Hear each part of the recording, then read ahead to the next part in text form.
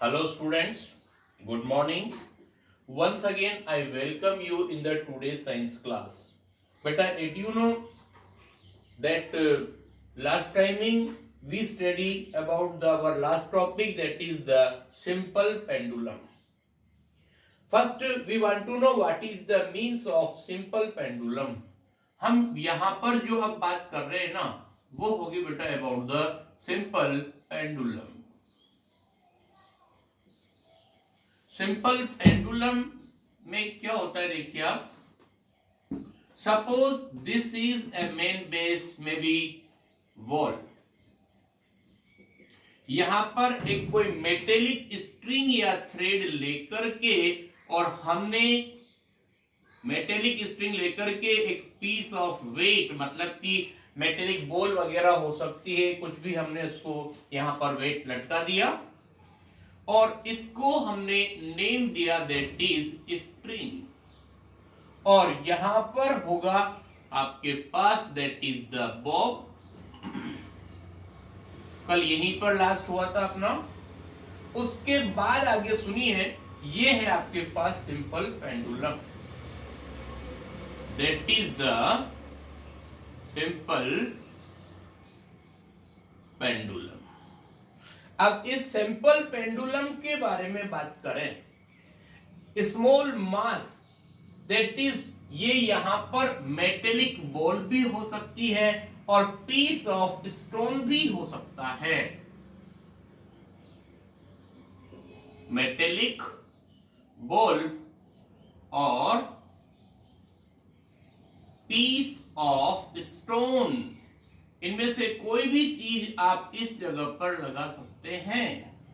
और ये होगा आपके पास में that is suspended by non extensible string. ये जो थ्रेड है या जो भी आपकी मेटल स्ट्रिंग है ये कभी कम ज्यादा नहीं होगी, स्ट्रेचेबल नहीं होगी.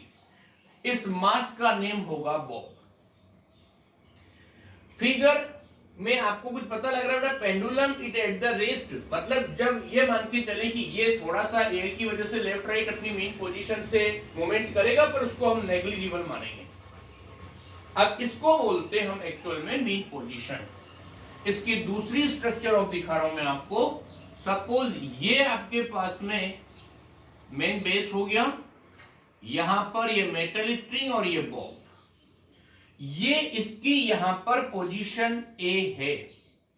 आप इसको खींच करके थोड़ा सा किसी एक साइड पर ले जाते हैं तो ये पोजीशन आपकी सी बन जाती है और ये इस तरफ जो है पोजीशन वो आपके पास में बी बन जाती है. मतलब आपने क्या किया कि ये मेन पोजीशन थी ना, उससे आप इसको खींच करके हल्का सा इस तरफ ले गए और आपने रिलीज कर दिया तो ये वापस इस तरफ आएगा, फिर इधर जाएगा, फिर इधर आएगा. तो ऐसा मोशन इसका चलता रहेगा. आपने फर्स्ट टाइम इसको इधर ले गए, रिलीज करने के बाद वापस इधर आएगा, फिर वापस से इधर जाएगा, then after come back to इस पोजीशन. और ये कहलाता है आपका that is the what oscillatory motion. Okay, this is the to and fro motion और इसी को नेम देते हैं हम oscillatory motion. Oscillatory motion. Oscillatory motion का मतलब मैंने कल आपको समझाया था, कोई भी ऑब्जेक्ट अगर अपनी मेन पोजीशन से लेफ्ट और राइट या अपसाइड डाउन में मूवमेंट करता है उसको बोलते हैं हम ऑसिलेटरी मोशन. या ये पेरियोडिक मोशन होती है. इसमें ध्यान से सुनना, जब ये पेंडुलम इस जगह से ए से B, B to A to B, B to A, then A to C और सी टू ए, इसमें ये डिस्टेंस जो है ना ये कहलाती है आपकी that is the one oscillation. When okay when bob of the pendulum moves its mean position and come back to its mean position, this is known as the one oscillation. Pendulum also complete one oscillation when its bob moves from one extreme position to the other extreme position and back to the same extreme position. मैंने आपको बताया, मतलब ये main position है, यहां से आप एक साइड पर पुश करके ले जाइए तो ये एक्सट्रीम पोजीशन हो गई. यहां से मेन पोजीशन को क्रॉस करता हुआ इस तरफ जाएगा, वापस मेन पोजीशन पे आएगा. ये जो होगा आपके पास ये क्या कहलाएगा आपके पास, दैट इज वन ऑसिलेशन। अब इसके बाद एक बात और आ रही है आपके पास, that is the time period. Time period क्या होता है, इसमें एक छोटी सी बात याद रखना, time taken to complete one oscillation, one oscillation is called time period. That is the time period. कितनी बात समझ में आ गई? Time taken to complete one oscillation is known as the what's the time period. अब इसमें कुछ बातें बता रहे हम, characteristic of the oscillation of a simple pendulum. एक पेंडुलम में जो ऑसिलेशन होता है उसके कौन कौन से फीचर्स होते हैं, थोड़ा बात को सुनना। इसमें यहां पर पहली बात बता दे हम आपको, time period depend on the length of the string. First point, time period depends on the length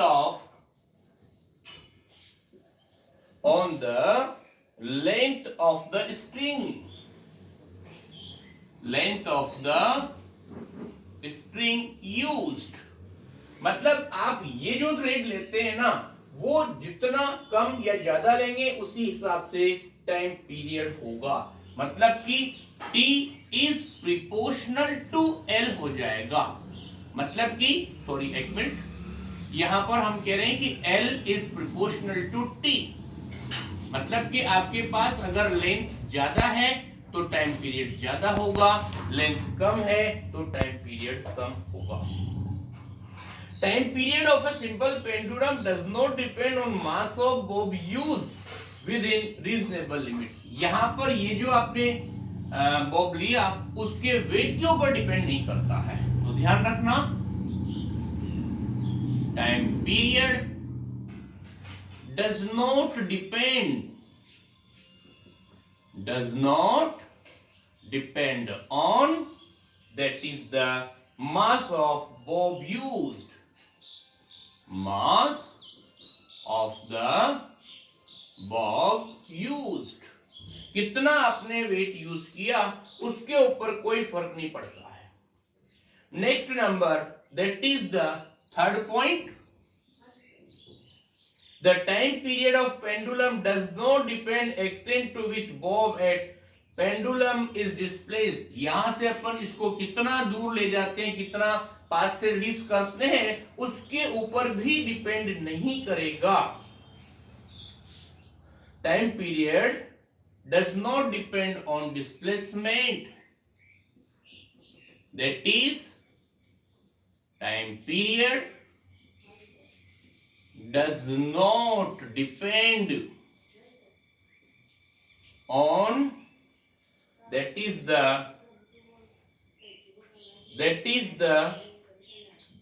depend on the pendulum displaced,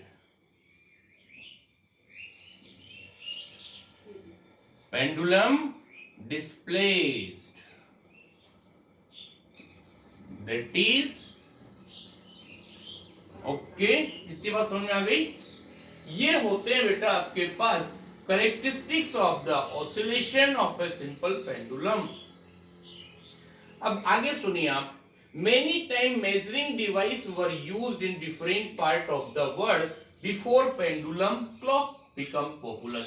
ये आपको पता है अभी भी पेंडुलम क्लॉक बहुत सी जगह यूज होती है, लेकिन पेंडुलम क्लॉक से पहले डिफरेंट टाइप ऑफ क्लॉक्स पूरे वर्ल्ड में यूज होती थी, और वो कौन कौन सी थी उसके कुछ नेम्स हम आपको बता रहे हैं, और वो है आपके पास में, that is first number, that is the sundial,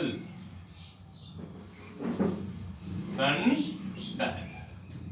second number था आपके पास, that is the sand clock, इसके डायग्राम आपके बुक में दिए हुए हैं। और थर्ड नंबर था आपके पास that is the atom and okay sand clock. पहले sundial की बात करें बेटा, it is used for long to measure the time. This clock first used by Romans. ये sundial जो clock है ये रोमन वाले लोगों ने डिस्कवर की, उन्होंने इन्वेंट की. This based on the fact length of the shadow cast by the object within the time.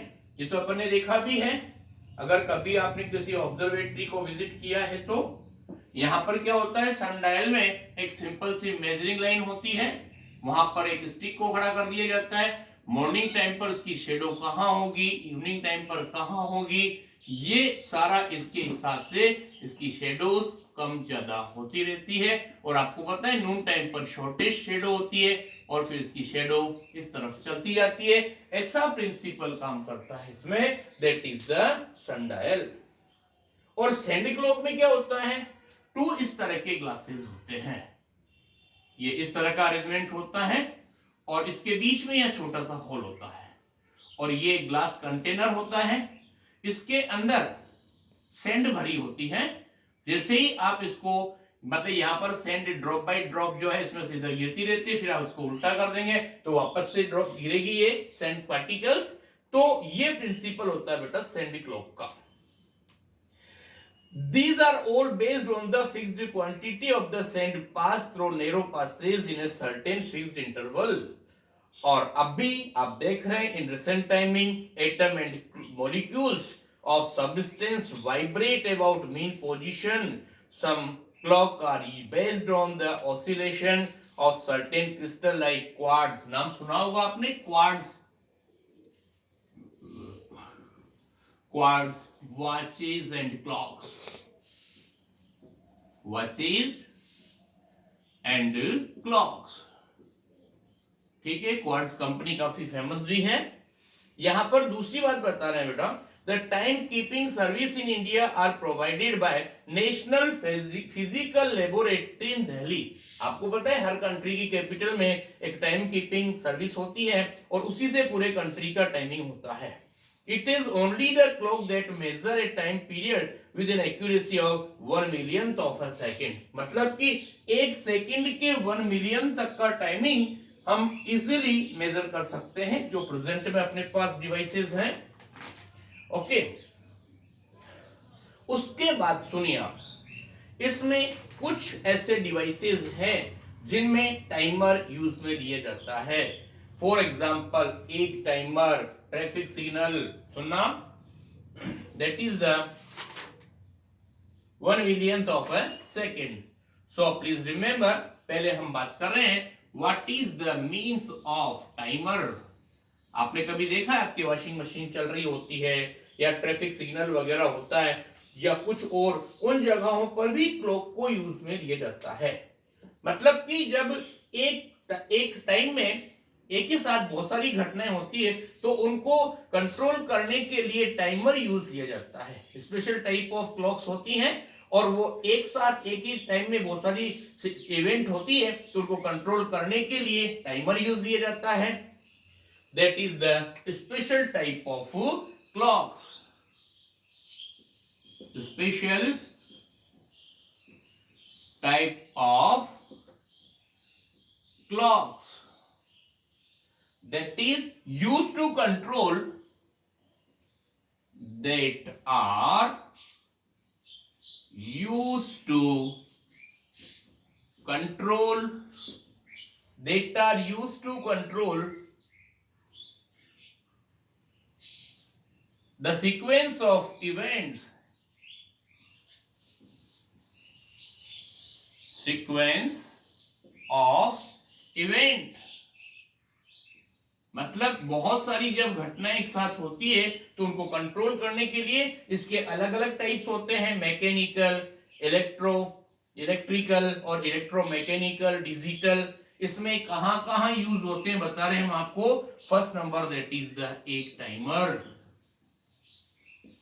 Next number traffic signals. Traffic signals और भी बहुत सारे ऑटोमोबाइल्स हैं, वॉशिंग मशीन है, एक्सप्लोजिव है, दैट इज आपके टाइम बम वगैरह जो होते हैं ना, उनमें एक्सप्लोजिव काम में लिया जाता है, और that is the explosives, washing machine etcetera. और उसके बाद एक इंपॉर्टेंट बात बता दें आपको, the SI unit of time, SI unit of time, that is second. और इसको सिंपली हम S से रिप्रेजेंट करते हैं, शॉर्ट फॉर्म SEC लिखी जाती है। और ये तो आपको पता भी है, इसकी जो बिगर यूनिट्स होती है, 1 minute is equal to 60 seconds, 1 hour is equal to 60 minute, 1 day is equal to 24 hours, और 1 year is equal to 365 days. मतलब, और ये दो बातें और ध्यान रखना, मतलब कि अर्थ 1 रिवोल्यूशन जितने टाइमिंग में कंप्लीट करती है उसको हम 1 ईयर बोलते हैं। कुछ क्लॉक्स ऐसी होती है बेटा जो 1 मिलियंथ और 1 बिलियंथ ऑफ ए सेकेंड को मेजर कर लेती है। उनके लिए ध्यान से सुनना, माइक्रो सेकेंड और नैनो सेकेंड काम में लिए जाते हैं। और ये रहेगा आपका आज का। Okay, this is enough for today, thank you very much.